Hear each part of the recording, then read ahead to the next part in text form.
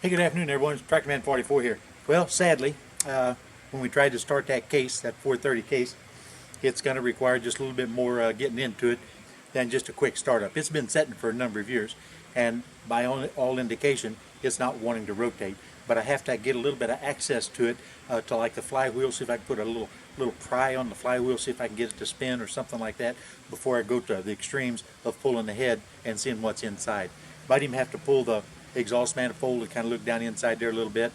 Don't know. I just don't know yet. But first thing we got to do is give us a little bit of working room and get this loader off of here. You notice the area I need to work is primarily right through here. So I'm going to go ahead and pull the pins on the mounting locations and disconnect the hydraulic lines. What's going to remain will be the actual frame, and that may have to come off too if we have to get really deep into the motor. You can see I've got the little Kubota set here inside the bucket, and I've got the loader arms bound into the top of the bucket. I'm going to drive those pins the rest of the way out and see if I can actually pick this up and walk away with it.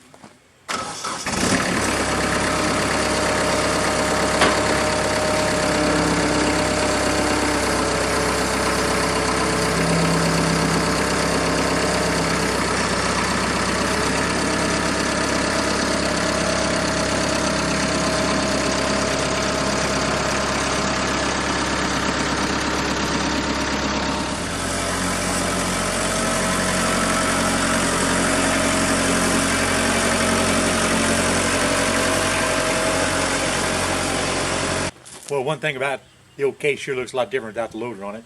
Still haven't determined if I'm going to have to take the loader frame off or not, but that was a pretty quick and simple way to remove those buckets. I've done that to a number of tractors with that little tractor or the little B3030 Kubota.